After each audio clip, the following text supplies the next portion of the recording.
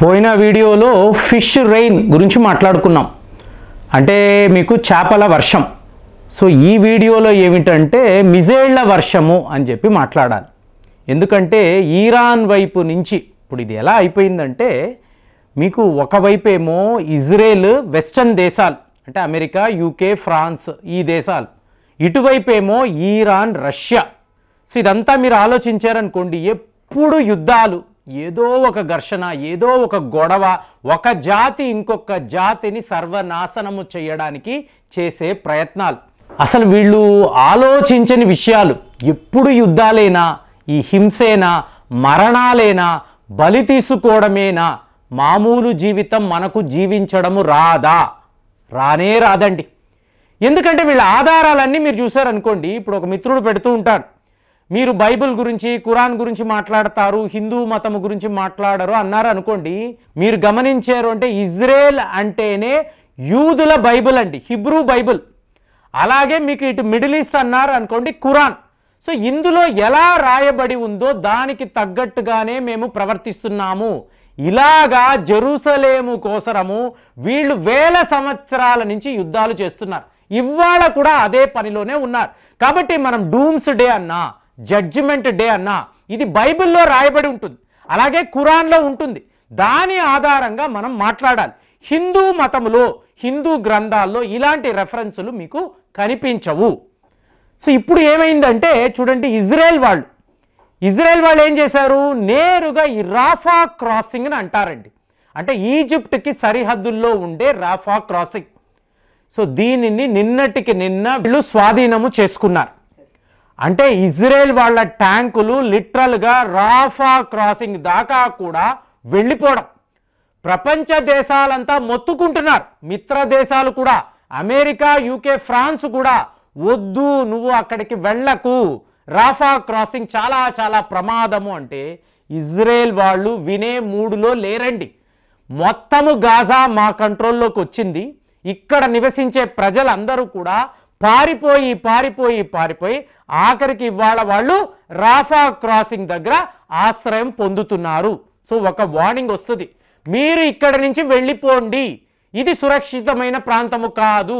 Israel defence forces ఎప్పుడైనా దాడులు చెయ్యొచ్చు, ఇజ్రాయెల్ వాళ్ళే చెప్తారు. సో అక్కడ నివసించే ప్రజలు 1,00,000 మంది ఉంటారు. సో వీళ్ళందరూ ఏంటి, పాలిస్తీనియాకు సంబంధించిన ప్రజలు. మేము ఎటు అటు పారిపోవాలి, ఎటు పారిపోవాలో తెలియదు.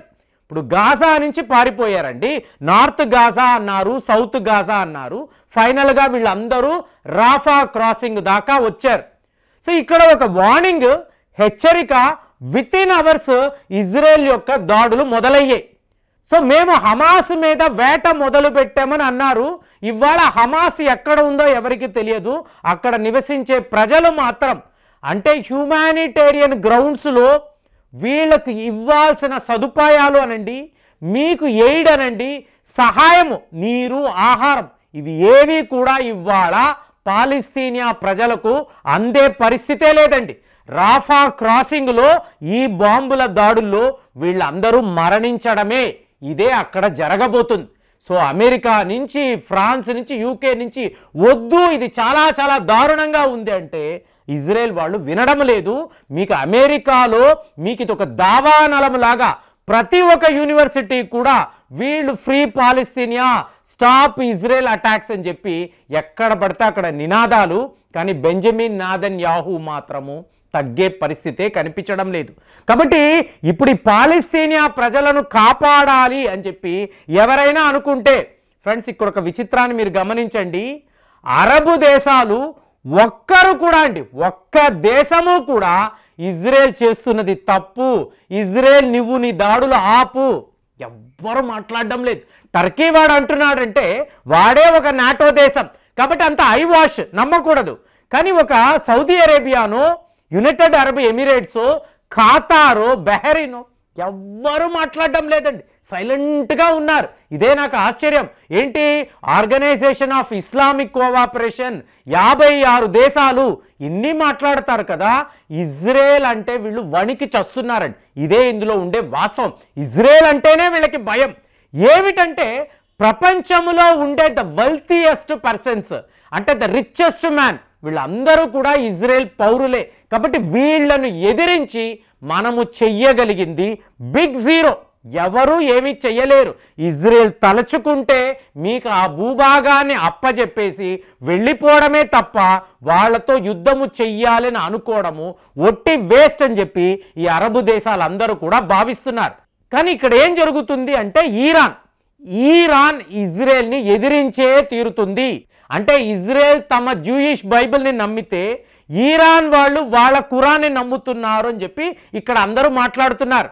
సో ఇవాళ ఈరాన్ వైపు నుంచి ఏమిటి, మా శత్రువుల మీద అణు అస్త్రాలు వాడడానికి కూడా మేము ఎక్కడ వెనుకంచ వెయ్యము, మేము ఖచ్చితంగా వాళ్ళ మీద ఇలాగా టాక్టికల్ న్యూక్లియర్ వెపన్స్ వాడతాము.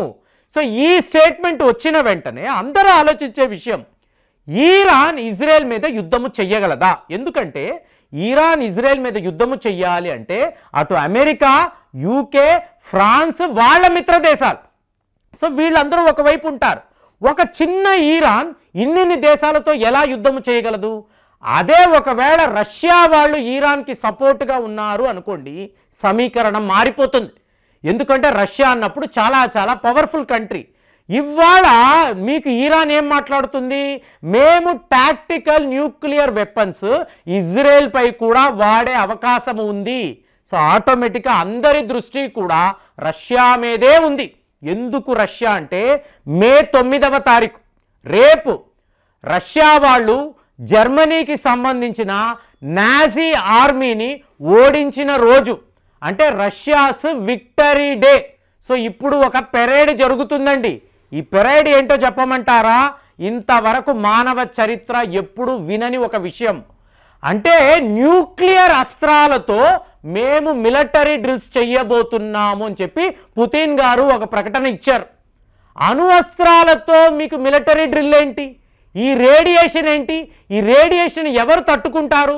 నాటో దేశాలు, యూరోప్ దేశాలు గగ్గోల పెడుతున్నారు, దయచేసి ఈ పని చెయ్యకు అంటే రష్యా వాళ్ళు వినే మూడులో లేరు. అంటే ఎలాగైతే ఇజ్రాయెల్ వాళ్ళు టోటల్ పాలస్తీనియా మాదే అని అంటున్నారో, రష్యా వాళ్ళు కూడా మాతో పెట్టుకుంటే టోటల్ ప్రపంచము మాదే అని చెప్పి వీళ్ళు కూడా అంటున్నారు. ఇవాళ రష్యాను ఆపలేకపోతున్నారు, ఇజ్రాయెల్ని ఆపలేకపోతున్నారు.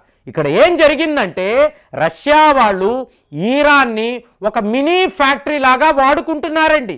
వీళ్ళకి ఎలాంటి ఆయుధాలు కావాలన్నా ఆ టెక్నాలజీని ఈరాన్కి ఇచ్చి నువ్వు ఆయుధాలు తయారు చెయ్యి, నేను ఉపయోగించుకుంటాను, ఎవడొస్తాడో చూసుకుందాము అన్నట్టుగా రష్యా ఈరాన్ ఇవాళ ప్రవర్తిస్తున్నారు. మీరు గమనించారనుకోండి, ఇంటర్నేషనల్ అటామిక్ ఎనర్జీ ఏజెన్సీ వాళ్ళ అధ్యక్షుడు ఇవాళ ఈరాన్లో ఉన్నాడు.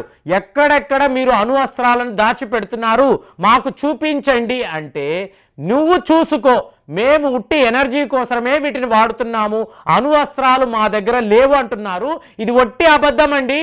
ఈరాన్ అండర్ గ్రౌండ్లో పెద్ద పెద్ద ఫ్యాక్టరీల్లో రష్యాకు కావలసిన అణు అస్త్రాలను తయారు చేస్తున్నారు. మరి ఈ పరిస్థితి ఎంత డేంజరస్గా ఉందంటే, అణుయుద్ధముగా మారింది అనుకోండి, మీరు రష్యాని ఆపలేరు, ఇటువైపు ఇజ్రాయెల్ని ఆపలేరు. అప్పుడు పరిస్థితి ఏమిటి? మెల్లమెల్లగా ఇది న్యూక్లియర్ వార్ వైపు వెళుతుందా? నాకైతే 100% అలాగే అనిపిస్తుంది. మరి మీరు ఏం ఆలోచిస్తున్నారు? కామెంట్స్లో తెలియజేయండి. మళ్ళీ వచ్చే వీడియోలో కలుద్దాం. జై హింద్.